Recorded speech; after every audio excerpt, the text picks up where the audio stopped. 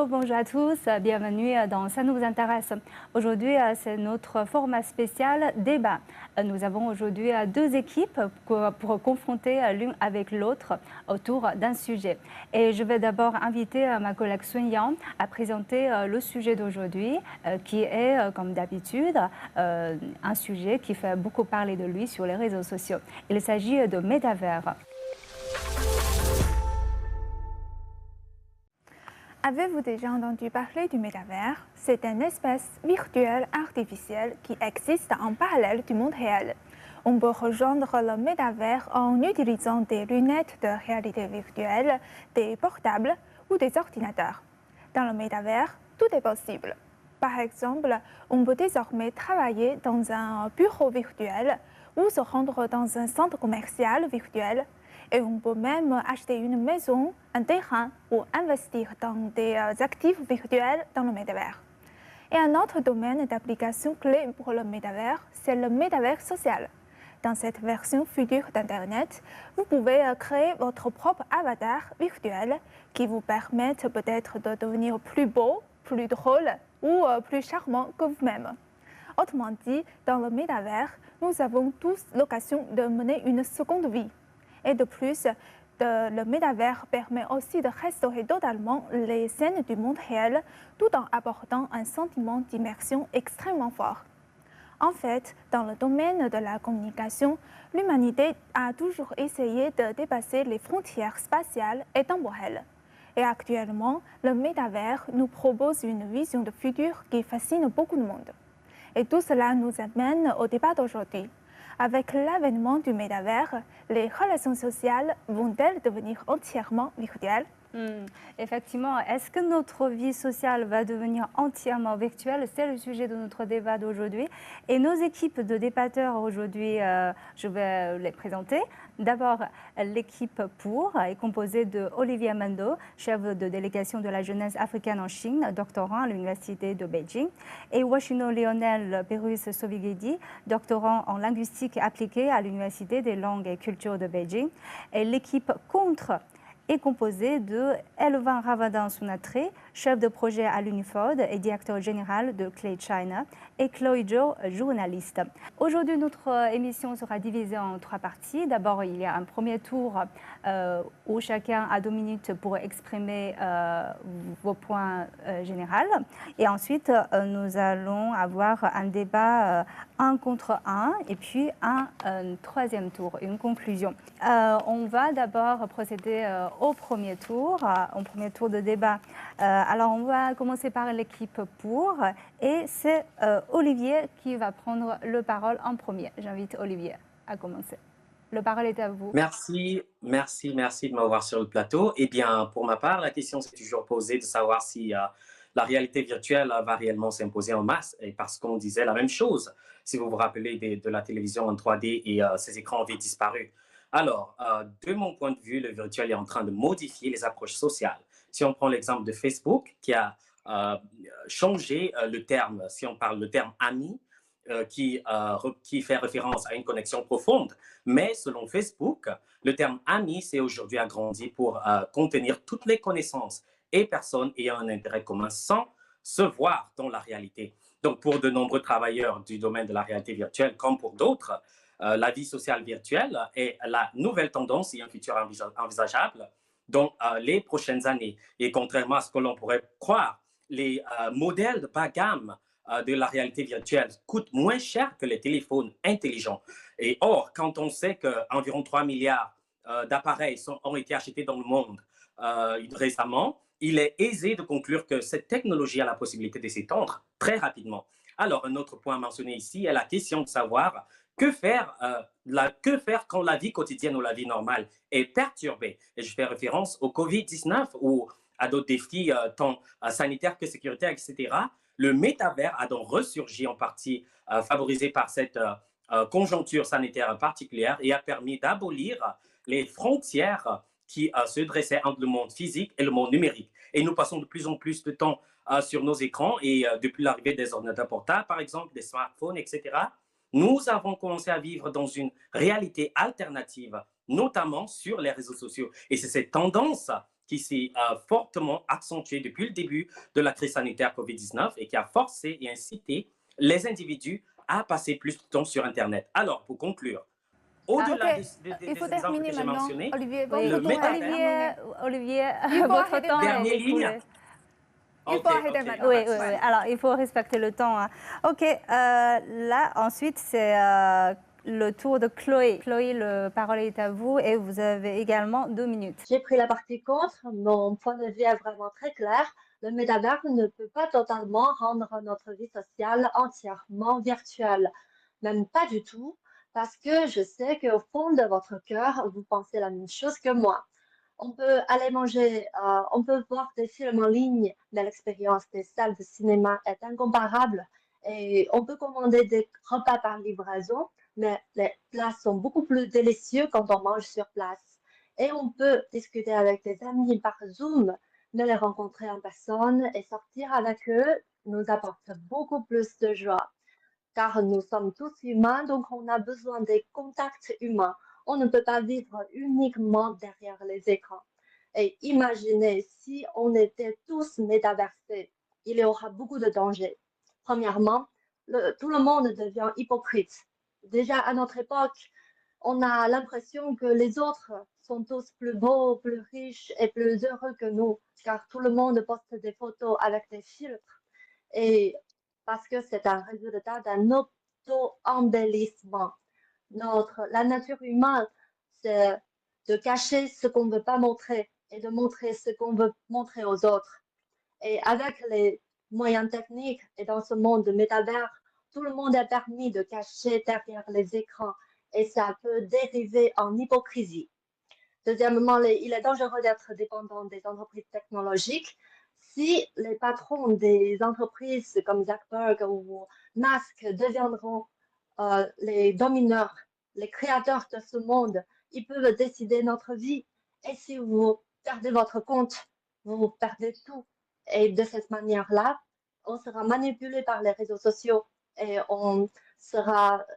ils peuvent même manipuler les politiques de des pays. Ok, il faut Enfin, arrêter. on Votre temps est écoulé maintenant, Chloé. Chloé. OK. Merci. Merci beaucoup. Et maintenant, c'est Washinou de l'équipe pour qui va prendre ensuite le parole. Et Washinou, le parole est à vous et vous avez également 2 minutes. Alors, je pense que Metaverse, d'abord, ça va nous permettre à nous tous de vivre beaucoup plus mieux. Actuellement, nous avons un problème avec, depuis l'avènement de la COVID, nous avons eu tous les problèmes sociaux possibles. Et donc, je pense que Metaverse va nous permettre de résoudre ces problèmes-là. Vous avez des gens qui sont vraiment dépressifs, des gens qui sont beaucoup plus isolés, qui prennent beaucoup plus de temps à prendre assez de distance avec d'autres êtres humains, des gens qui ont des difficultés à voir leur famille, à parler avec leurs amis beaucoup plus aisément. Et donc, tout cela, cette chaleur humaine-là, tout ça, ça manque énormément à cause de la distance. Et donc, Metaverse vient briser et vient transcender complètement cette distance-là et va permettre aux gens de pouvoir vivre d'autres expériences beaucoup plus extraordinaires. Vous prenez l'exemple d'un enfant ou bien d'un étudiant qui est à l'autre bout du monde, avec ses parents qui sont à l'autre bout du monde. Vous voyez, en plein confinement, il n'a pas avec qui il va bien discuter. Il a vraiment l'envie d'avoir des expressions, de voir l'expression corporelle de quelqu'un, la chaleur de quelqu'un, de pouvoir au moins faire cette expérience avec quelqu'un, mais cela devient de plus en plus difficile de nos jours. Et nous ne savons pas ce qui va venir demain, mais Metaverse au moins nous permet d'avoir une plateforme virtuelle qui va nous permettre au moins de discuter avec des gens de manière beaucoup plus naturelle, en 3 dimensions, de pouvoir voir les expressions faciales des gens, de voir comment est-ce que les gens se comportent, de voir est-ce qu'il me comprend, s'il ne me comprend pas, je peux changer de langage. Mais à travers juste notre petit rectangle de notre écran de téléphone portable ou bien d'ordinateur portable, je ne pense pas que nous allons bien voir ces expressions-là. Donc, Metaverse, c'est la solution pour nos problèmes sociaux. Votre temps est écoulé, Washinou. Ça va, je pense que Washinou a quand même bien calculé le temps pour terminer la dernière phrase en temps. OK. Maintenant, j'invite Elvin à continuer. Elvin, le parole est à vous et vous avez également 2 minutes. Pour moi, actuellement, le métaverse est un terme vraiment, comment dire, très populaire dans le monde. Mais je pense que le métaverse serait un excellent outil pour nous à l'avenir, car il y aura beaucoup de possibilités qu'on peut appliquer dans plusieurs domaines. Mais jusqu'à présent, nous ne pouvons pas imaginer ce que nous pourrions faire avec cette technologie, car c'est encore en développement et tout cela dépendra de l'imagination de nos développeurs, de nos codeurs, etc., et aussi des tendances actuelles. Mais je pense que cette technologie sera la nouvelle forme d'Internet et qu'elle aura un impact vraiment positif sur le travail à distance. Toutefois, nos relations sociales ne passeront pas totalement en ligne parce que nous, comme humains, nous avons besoin de chaleur physique, etc., de pouvoir partager un espace physique avec un autre humain pour mieux nous connecter. Mais nous aurons certainement plus d'interactions avec des inconnus ou des amis dans le monde. Mais le Metaverse va nous permettre de rencontrer plusieurs personnes, mais sur nos relations sociales, je pense qu'il y a beaucoup de développement à faire. Merci Elvin. Apparemment, vous avez beaucoup de choses à dire chacun. Donc maintenant, c'est le temps du débat libre. Et le règle de jeu, c'est que vous choisissez votre adversaire et vous avez chacun 2 minutes et demie pour vous exprimer, mais il faut bien répartir votre temps. Si vous allez utiliser les 2 minutes et demie en une fois, vous n'allez plus d'avoir opportunité de rétorquer votre adversaire. Alors, d'abord, j'invite le premier groupe qui va se débattre entre eux. C'est Olivier et Elvin. Et il faut bien faire attention à l'écoulement de votre temps.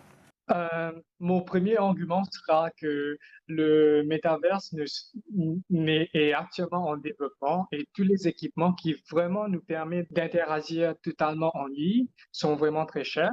Et aussi, il n'y a pas des plateformes qui sont actuellement en place, c'est-à-dire en termes de technologie et aussi en termes de plateformes, c'est-à-dire au niveau de l'Internet, de vitesse d'Internet, etc., ils ne sont pas vraiment pareils dans tous les pays.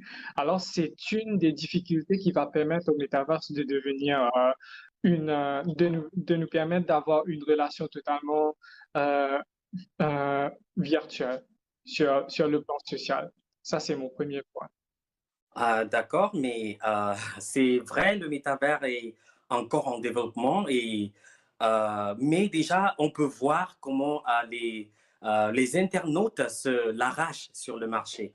Et vous pouvez voir, par exemple, le Covid, la crise sanitaire Covid est venue amplifier la nécessité de développer une telle technologie.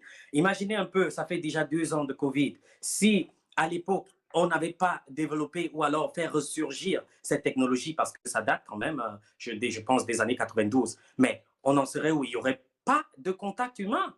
Donc, et en parlant du coût, j'ai dit tout à l'heure que les technologies à basse gamme sont plus,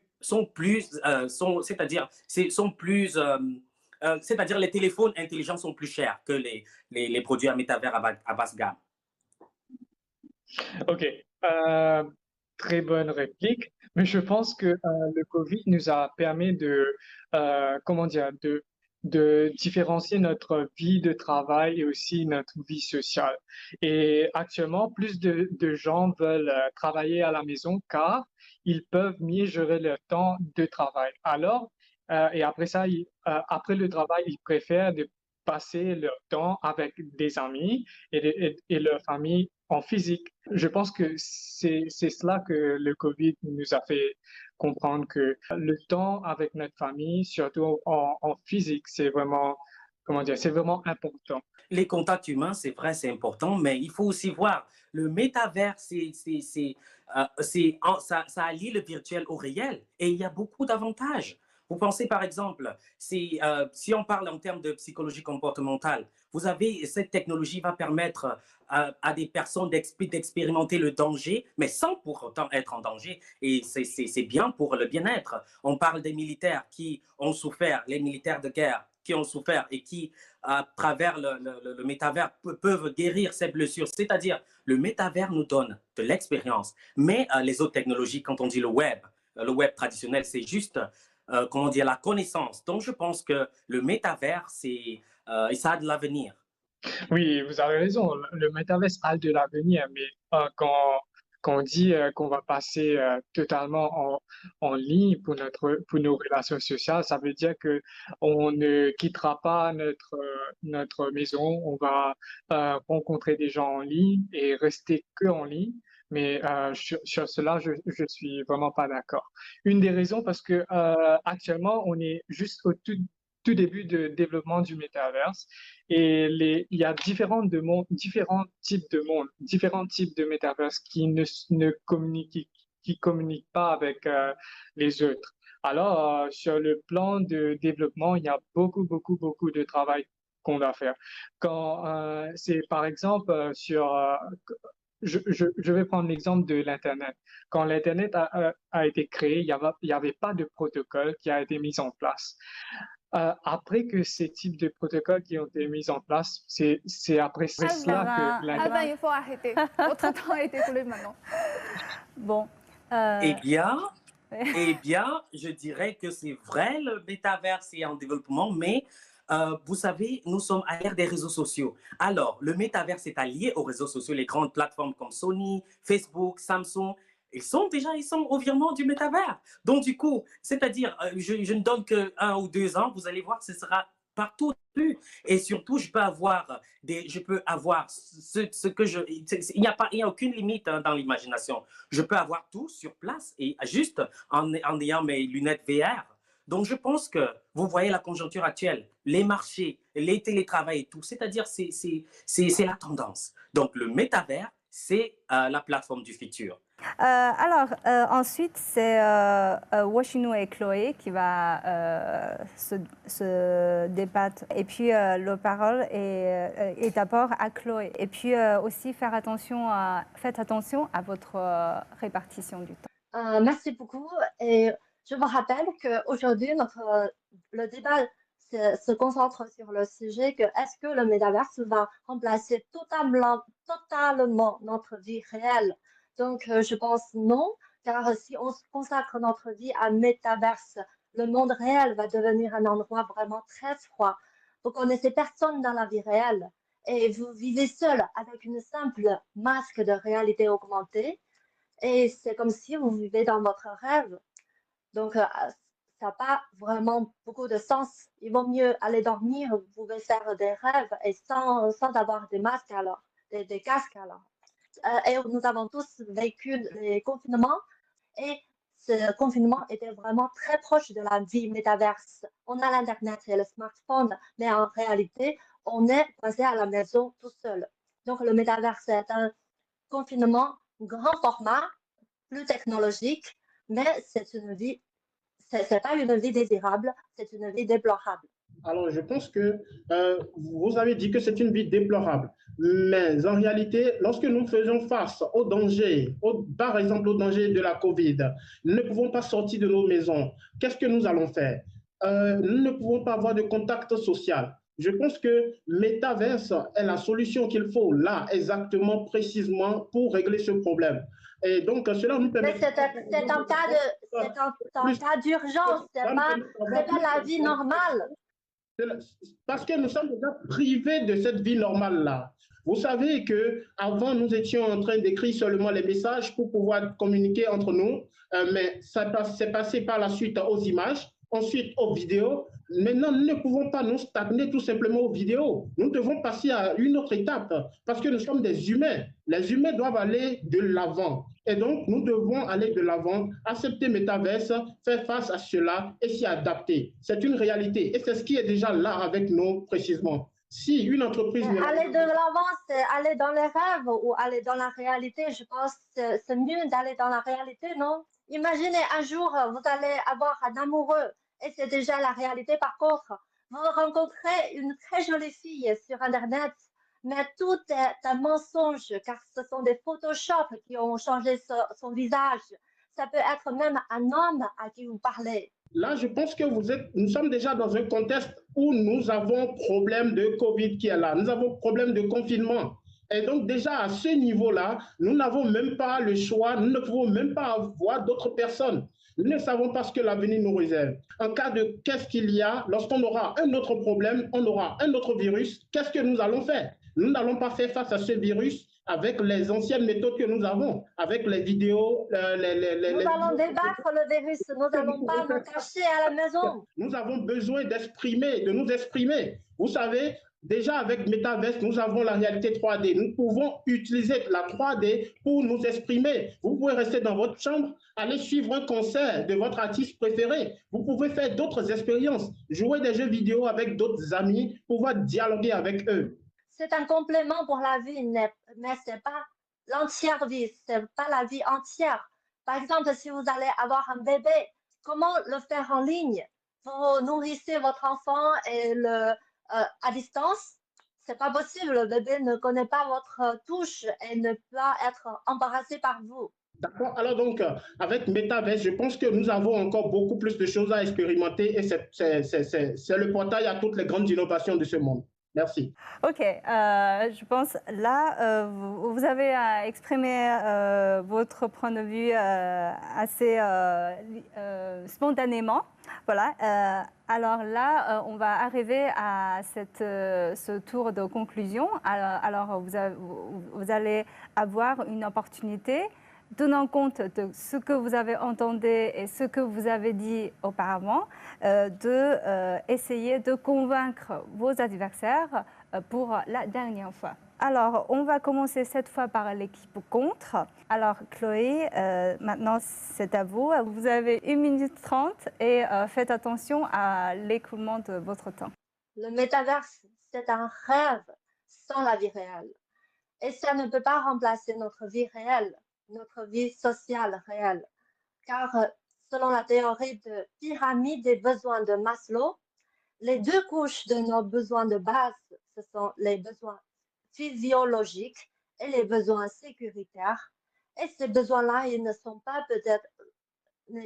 possibles d'être fournis 100% par le métaverse, car ils n'arrivent pas. Nous sommes des humains, nous avons des besoins fondamentaux. Et donc, nous n'en sommes pas intelligence artificielle. Donc, on a besoin de vivre dans la réalité. Au moins un pourcentage, peut-être maintenant, c'est 50% contre 50% sur ligne et off ligne.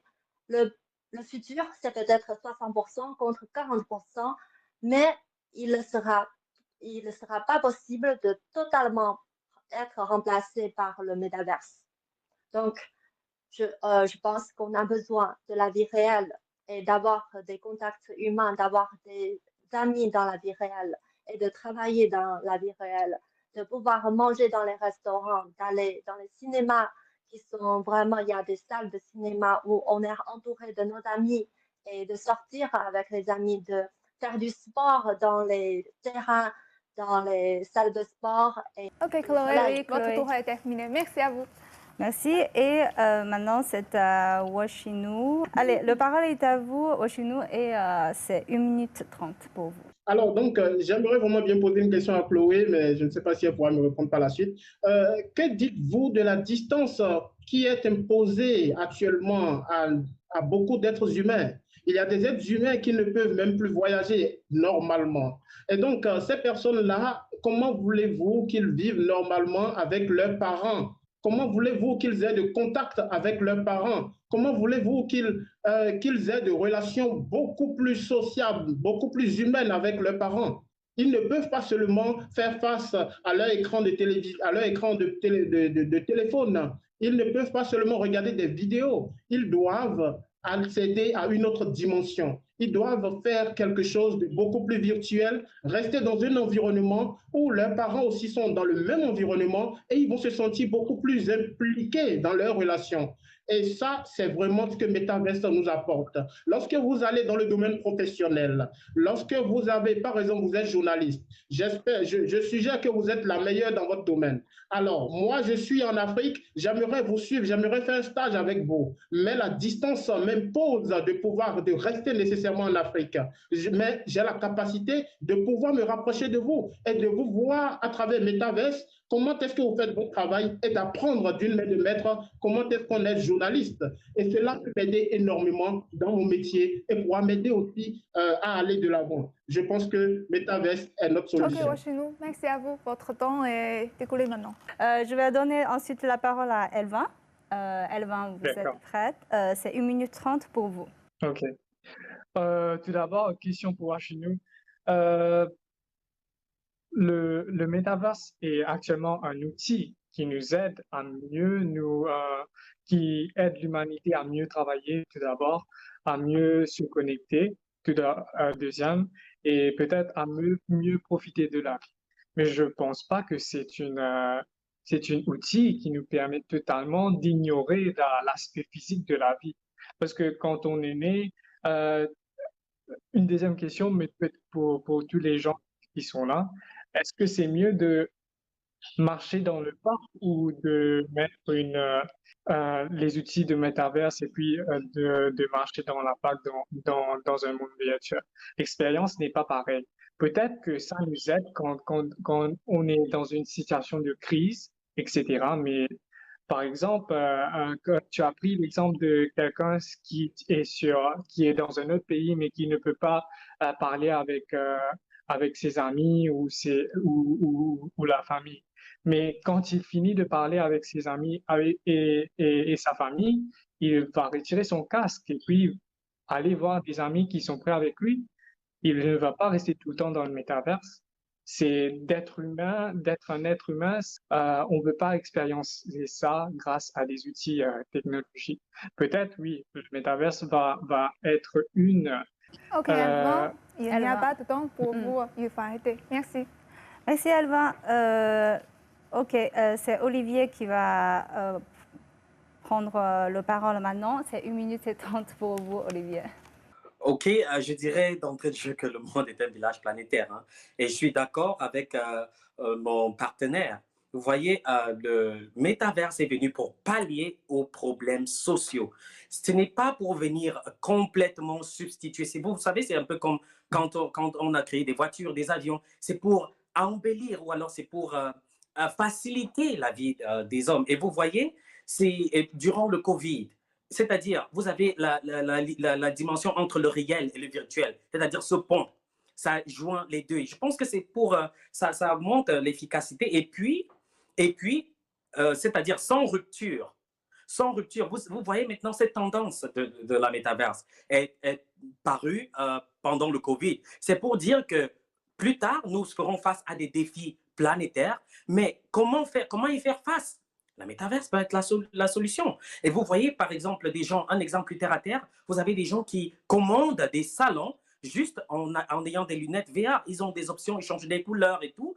Et puis, ils peuvent répliquer en réalité. Donc, je pense que c'est venu pour nous aider à avoir une meilleure vie. Donc, c'est vrai, on peut avoir des contacts humains, mais c'est-à-dire, l'imagination est sans limite. Et c'est aussi le cas de la métaverse. Donc, ça nous donne plus d'opportunités et ça embellit notre vie. Donc, voilà. Je pense qu'il y a quand même 2 points que j'ai saisis de chaque partie. C'est que je pense essentiellement Chloé et Elvin, je pense, moi personnellement, je suis assez d'accord avec eux que le contact physique est important. Ça, c'est un point important de la partie contre. Et je pense que la partie pour, c'est un peu délicat parce qu'on projette vers le futur et ça me fait penser que si mon bébé ou le bébé de mon bébé est né, quand il est né, tout le monde a des lunettes sur la tête et il est né comme ça, donc il a grandi comme ça, donc il va avoir une autre vision du contact humain, de ce que c'est l'amitié. C'est un peu ça l'équipe pour développer un peu c'est vraiment de se projeter vers l'avenir. Et je vous remercie sincèrement parce que c'est très intéressant, c'est très nourrissant et je vous remercie beaucoup de votre participation. Merci à tous.